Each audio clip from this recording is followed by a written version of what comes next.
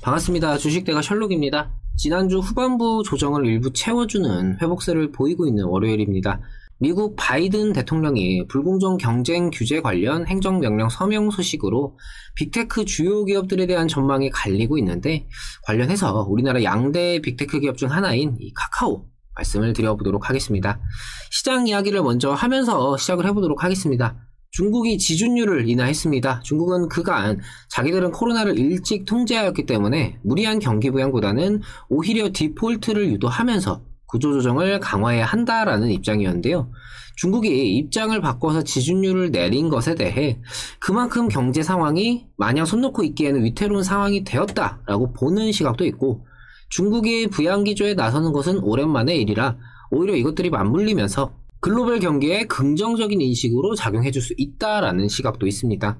델타 변이 등으로 인해 전세계 증시가 불안한 상황에서 중국의 이러한 스탠스 변화는 시장의 게임 체인저로서 작용을 해줄 수 있다라는 점에서 개인적으로는 긍정적인 작용을 기대하고 있습니다.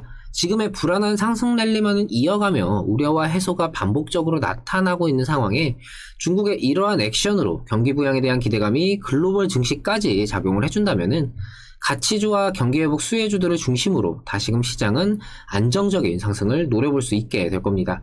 상황이 어떻게 이어질지는 보다 더 지켜보면서 다시 판단해봐야 하겠지만요. 제가 올려드리는 영상은 한 번으로 끝나는 것이 아니라 주기적으로 올려드리면서 그날그날의 상황과 이후 전망에 대해 수정하고 보완해 나가면서 매매에 참고하실 수 있도록 진행을 하고 있습니다.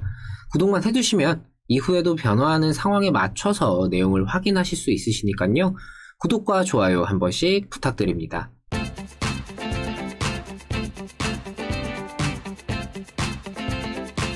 이전에도 말씀드렸지만 현재 카카오와 네이버 두 양대 빅테크 기업은 단순히 기업 자체적인 가치로만 주가가 움직이는 상황은 아니다라고 생각을 합니다. 기업 가치 외에 해당 종목을 둘러싼 기대감이 어떻게 작용을 하는지, 그리고 시장 전체적인 방향이 정해짐과 동시에 가치주의 수급이 이동하는 시점에서 이 카카오와 네이버에 대한 가치 부각을 투자자들이 어떻게 인식을 하느냐, 여기에 코로나 델타 변이 재확산 우려 등 종목 외적인 요소들이 주가에 미칠 영향은 생각보다는 크다라고 보고 있는데요. 미국의 바이든 대통령이 빅테크 주요 기업들에 대해 불공정 경쟁을 규제하기 위한 행정명령에 서명을 하였습니다. 경쟁업체들을 자금력을 바탕으로 씹어먹으면서 시장에서의 영향력을 계속해서 키우고 있다라는 게 문제의 골자인데요. 사실 이 내용은 이미 이전부터 깔려있던 내용입니다. 새롭게 추가된 내용은 아니기 때문에 이게 뭐 당장 어마어마한 악재로 작용한다라기보다는 그냥 그렇구나, 결국 하나보다, 요 정도 분위기라고 보시면 될 것 같습니다. 트럼프 대통령 시절부터 이 빅테크에 대해서 직접적이고 공격적으로 규제를 언급했었는데, 실제로는 완화된 기업 규제들로 인해서 빅테크가 최대 수혜를 받았었죠. 이번 바이든 정부의 행정명령 역시 결과가 크게 다르지 않을 거다라는 시각이 지배적인 상황인데, 미국에서는 이미 아마존이나 구글, 페이스북 등 빅테크 기업들이 실생활에 밀접하게 연계되어 있기 때문에 규제를 가한다고 해서 무언가 크게 달라지지는 않을 거다라고 생각이 됩니다. 미국 정부가 빅테크 기업들을 규제하려는 것은 이들의 덩치가 더욱더 커지면서 의존도가 계속해서 높아지게 되면은 그로 인해 정부의 영향력이 감소할 수 있다라는 게 가장 큰 이유일 텐데요.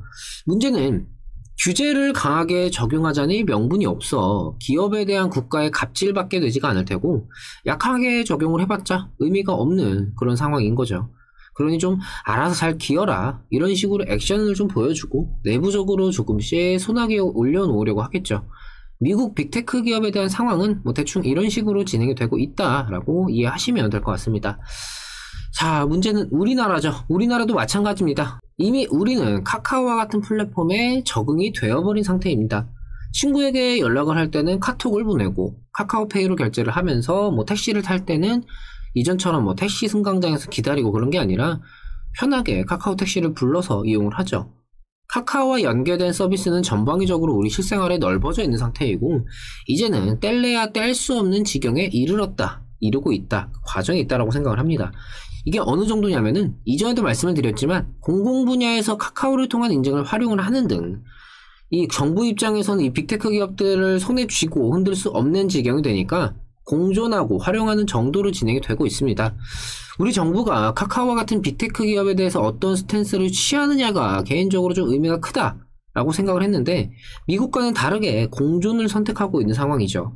대립구도를 세우기보다 공존을 하면서 오히려 우리나라의 빅테크를 국가 차원에서 지원을 해주고 세계적으로 뻗어나가는 게 가장 좋은 그림이지 않을까. 일단 방향은 잘 진행이 되고 있다라고 좀 볼 수 있을 것 같습니다.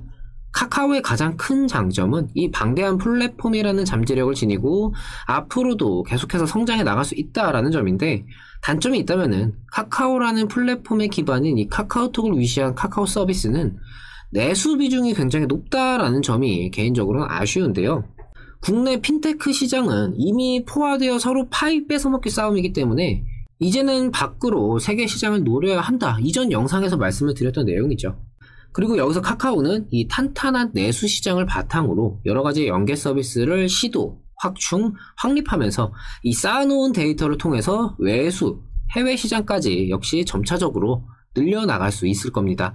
그렇게 하나하나 이 카카오라는 브랜드를 안착시키고 글로벌 기업으로의 성장을 이어갈 수 있겠죠. 카카오의 성장 잠재력에 대해서 개인적으로는 무궁무진하면서 지금의 카카오는 정말 몇 년 뒤에 되돌아보면은 빙산의 일각일 수 있다라고 생각을 합니다. 플랫폼을 기반으로 한 이 빅테크 기업들의 사업은 앞으로도 무언가 새롭게 생성이 될 테고 그 역시 우리 생활에 밀접하게 작용할 수 있기 때문인데요. 비록 제가 주기적으로 영상을 올려드리면서 그날그날의 상황에 대해서 보다 좀 집중해서 말씀을 드리곤 하지만 오늘처럼 이 시장이라는 대외적인 요소들에 대해서 생각을 좀 해보는 이 시기에 카카오라는 기업에 대해서 궁극적으로 어떤 관점으로 봐야 할지 여기에 대해서도 좀 말씀을 드리고 싶었습니다. 이전에도 말씀을 여러 차례 드렸지만 카카오는 지금을 보고 메리트를 느끼는 그런 종목이 아니라 앞으로의 성장, 이 미래 가치에 대한 메리트를 두고 그 기대감이 주가에 작용하면서 상승하는 종목이라고 생각을 합니다. 그리고 그 기대감은 앞으로도 계속해서 커져갈 테고 주가는 늘 뒤늦게 따라가는 모습으로 오늘의 고점이 내일의 저점이 되는 그런 흐름을 보여줄 수 있으리라 생각이 됩니다. 물론 앞으로도 이 카카오에 대한 불안 요소나 변수 이런 좀 단점을 어떻게든 제 관점에서 말씀을 드리면서 여러 경우의 수를 좀 말씀드리겠지만 어떤 종목이든 단편적인 부분만 보는 게 아니라 여러 방향과 경우의 수를 늘 알아둬야 한다는 생각으로 진행을 하는 만큼 제 의견을 가지고 무언가 결론을 내리기보다는 이런 견해, 이런 생각도 있구나 정도로 참고해 주시면 좋을 것 같습니다. 구독과 좋아요 놓치신 분들은 한 번씩 부탁을 드리고요. 영상 여기서 마치도록 하겠습니다. 오늘 하루 마무리 잘 하시고요. 저는 내일 다시 찾아뵙도록 하겠습니다. 시청해주셔서 감사합니다. 고맙습니다.